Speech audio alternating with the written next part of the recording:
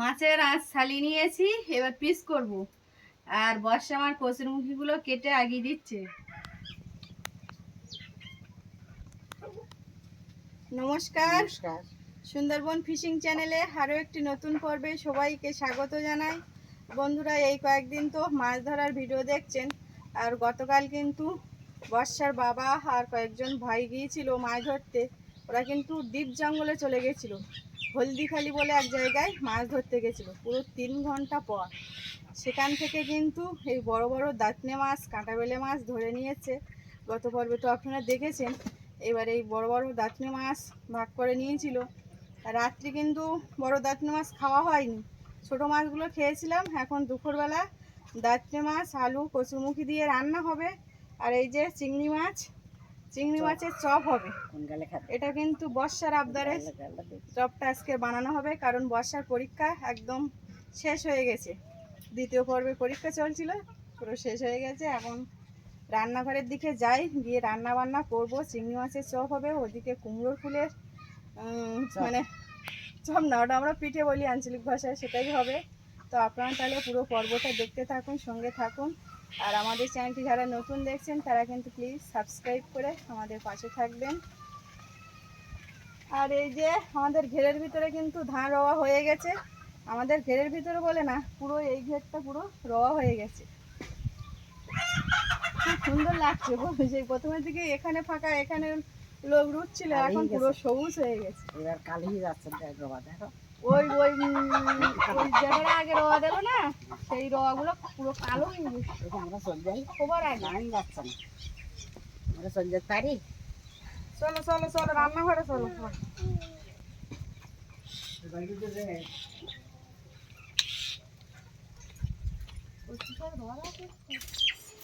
মাছ কাটতে বসে পড়লাম, মাছগুলো আগে কেটে নেব। আর আজকে কচু দিয়ে দাঁতনে মাছ রান্না হবে, মানে কচু দিয়ে এমনি দাঁতনে মাছ খেতে কিন্তু খুবই টেস্ট লাগে। আর দুদিন তো গিয়েছিল মরানিতে, ওরা দূরে দাঁতনে মাছ পেয়েছিল, নেওয়া হয়নি। আর আমরা গিয়েছিলাম ধারে কাছে, পাইনি তো আমরা, মানে আমাদের বাড়ির সামনে। ওই জন্য এই বনমুখে এই দাঁতনে মাছ পেয়েছে, নেওয়া হয়েছে।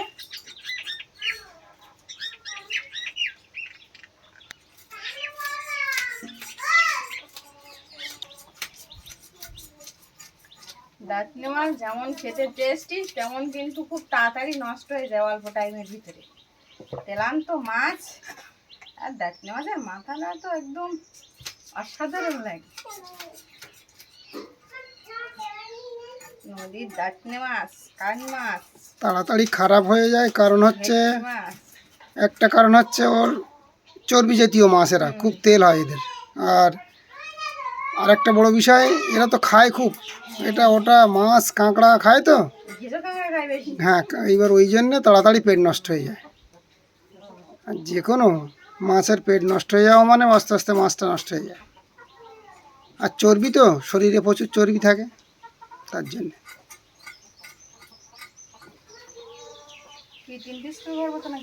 টোটালি 8 ছাড়িয়ে নাও আগে, তারপর আমি দেখে বলে দিচ্ছি।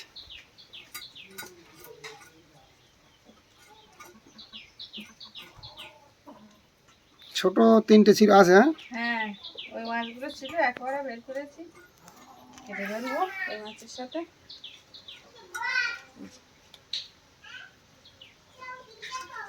গোটা গোটা রাখতে হবে। মাছের আঁশ ছালিয়ে নিয়েছি, এবার পিস করব। আর বর্ষা আমার কচুর মুখিগুলো কেটে আগিয়ে দিচ্ছে। মেয়ে কিন্তু বাড়ি থাকলে ভালোই কাজ করে দেয়।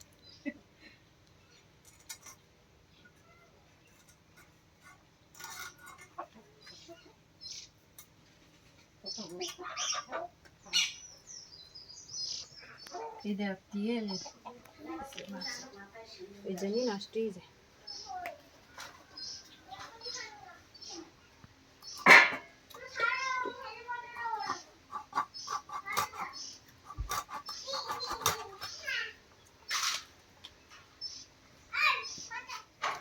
আজকের কিন্তু চিংড়ি মাছের চপটা খাওয়া হচ্ছে সম্পূর্ণ বর্ষার জন্য, কারণ বর্ষা খেতে চেয়েছে, তার সঙ্গে আমাদেরও খাওয়া হবে। নাই অন্যভাবে চিংড়ি মাছ খাওয়া হয়ে যেত, ফ্রিজে রাখা ছিল, ওর পরীক্ষা হচ্ছে নুনু তো। মাথা উঁচু করো, তোমার তো চেনা যাচ্ছে না তো। এবার পরীক্ষা হচ্ছে, এবারে চপ তো একটু গরম গরম বানিয়ে পর খেলে ভালো লাগে। আর ও কখন পরীক্ষা দিয়ে আসবে, তারপর খাওয়া হবে।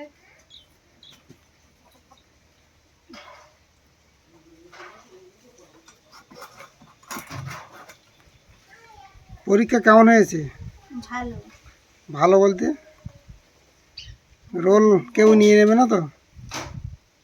হুম, বল, আসছে না এবছর। রোল থাকবে তো? পড়া একটু বলো কি হলো, কি হলো? কেন বলতে পারবো না কেন? কি করে বলবো নাই, খালি বোঝো করতেছে।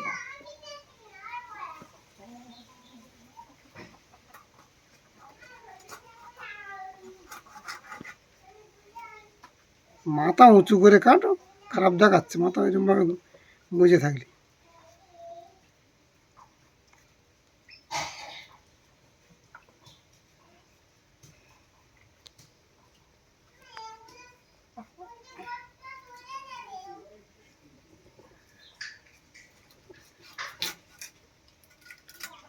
রাজবাবু যতক্ষণ জেগে থাকবে ততক্ষণ ততক্ষণ খেলা, খেলা 24 ঘন্টা খেলা। শুধু কথা, মুখের থেকে কথা ফুরায় না,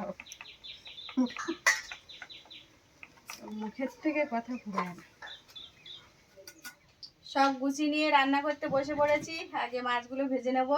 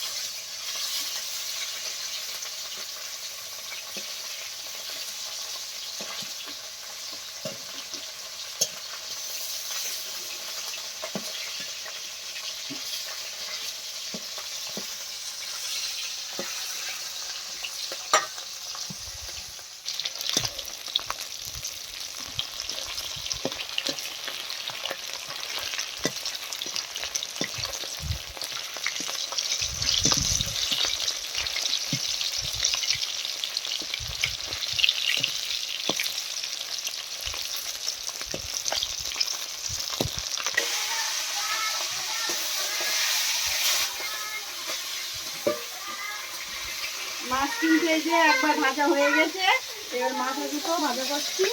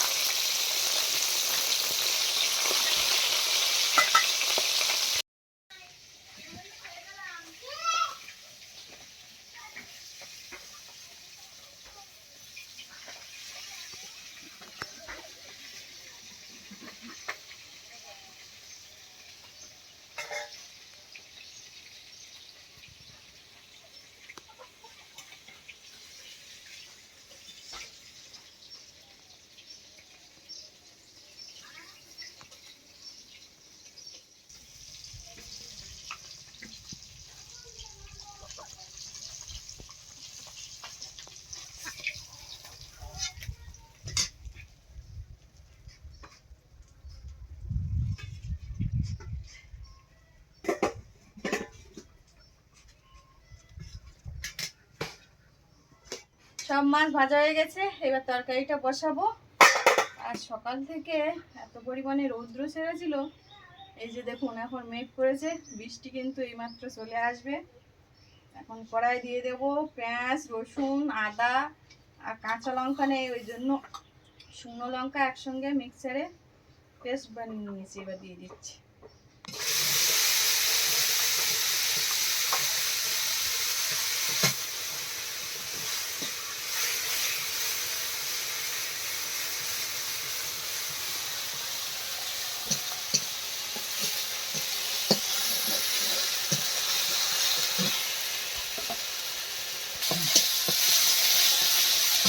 এবার কচু আর আলুগুলো দিয়ে দিচ্ছি।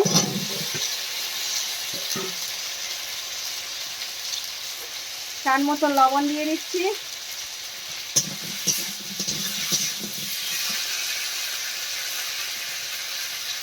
এক চামচ লঙ্কার গুঁড়ো আর এক চামচ হলুদ গুঁড়ো।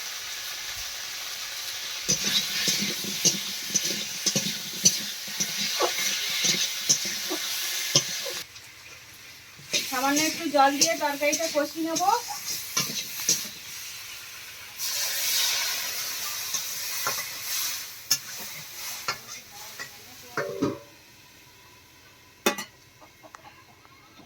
এ বর্ষা,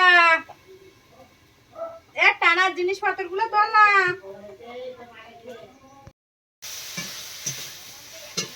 তরকারিটা কষিয়ে নিয়েছি, এবার জল দিয়ে দিচ্ছি।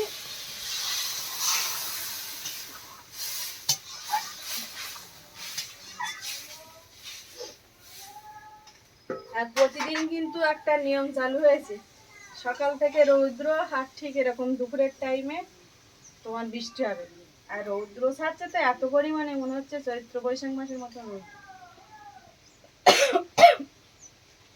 অত রৌদ্র ছাড়ে বলেই কিন্তু বৃষ্টিটা হয় ঠিক একই টাইমে। বাবা কি একটা হাওয়া দিচ্ছে এই সাইডে।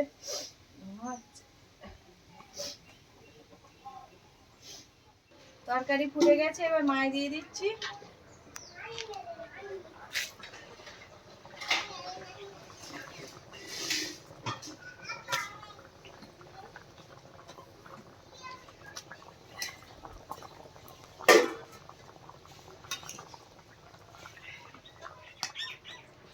চিংড়ি মাছগুলো এই যে মিক্সারে দিয়েছে, একদম নিমালিশ হয়ে গেছে। শিলে বাড়লে কিন্তু এরকমটা হতো না। এই যে দেখুন,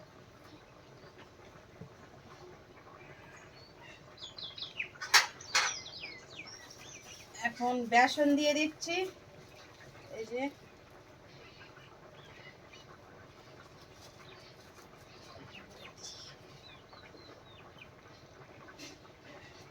পরিমাণ মতো লবণ দিয়ে দিচ্ছি।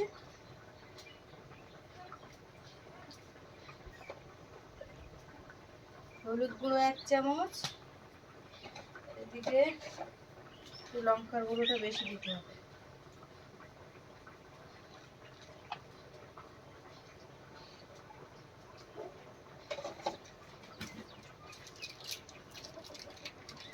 গরম মশলার গুঁড়ো দিয়ে দিচ্ছি।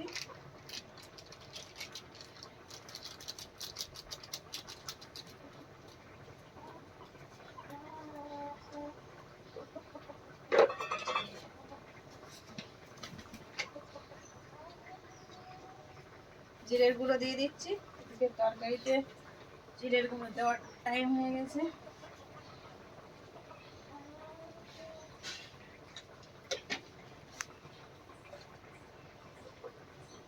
আর এই যে আদা, রসুন, পেঁয়াজ, শুকনো লঙ্কা একসঙ্গে।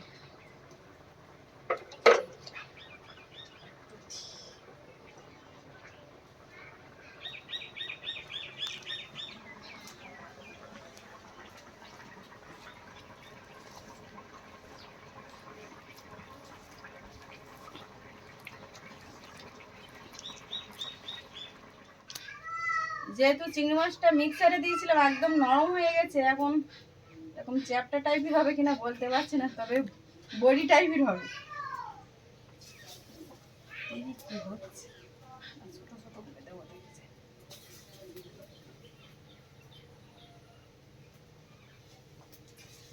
হবে না চ্যাপটা টাইপের, বড়ি টাইপের করে দিই।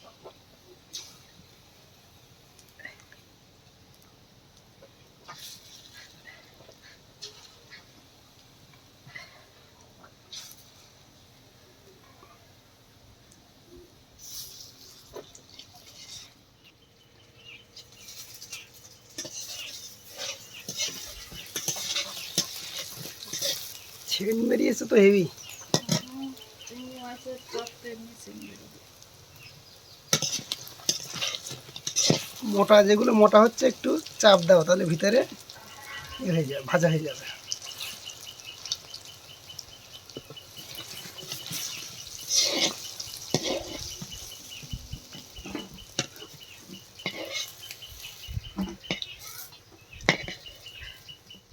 খেতে বসে দিয়েছি, বর্ষা ঠাকুরদা বসে পড়েছে, আর রাজে খাওয়াচ্ছি ওর ঠাকুরমা, আর বর্ষার বাবার ভাত বেড়ে দিয়েছি। আর এদিকে বলতে বলতে কিন্তু বৃষ্টি শুরু হয়ে গেছে। এবার আজকে তো রান্না হয়েছে চিংড়ি মাছের চপ, কুমড়ো পুলি পিঠে, আর দাঁতনি মাছ, আলু আর কচুমুচি।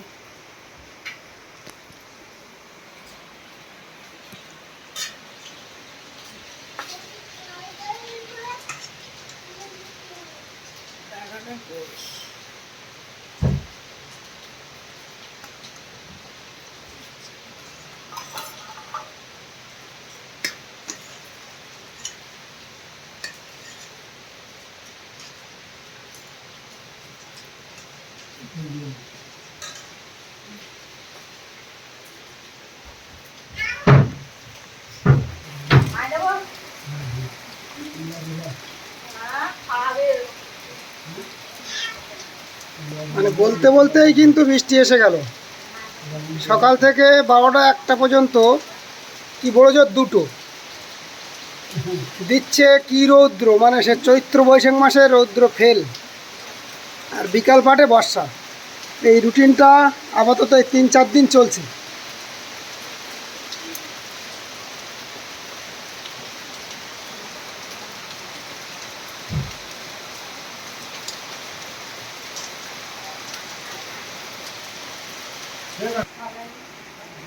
চিংড়ি মাছের চপ তো অনেকদিন পরে খাওয়াচ্ছে বা।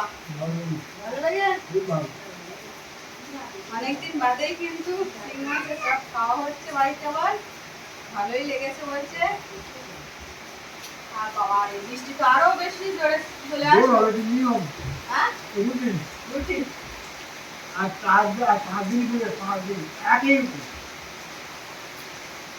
এইবার আমরা খাওয়া দাওয়া করবো, আর আজকে পর্বটি এখানেই শেষ করছি। পর্বটি কেমন লাগলো অবশ্যই কমেন্টে জানাবেন। যদি ভালো লেগে থাকে লাইক শেয়ার করবেন, আর এখনই যারা আমাদের চ্যানেলটি সাবস্ক্রাইব করেননি প্লিজ চ্যানেলটি সাবস্ক্রাইব করে আমাদের পাশে থাকবেন। আপনারা সবাই ভালো থাকবেন, সুস্থ থাকবেন। দেখা হচ্ছে আগামী পর্বে।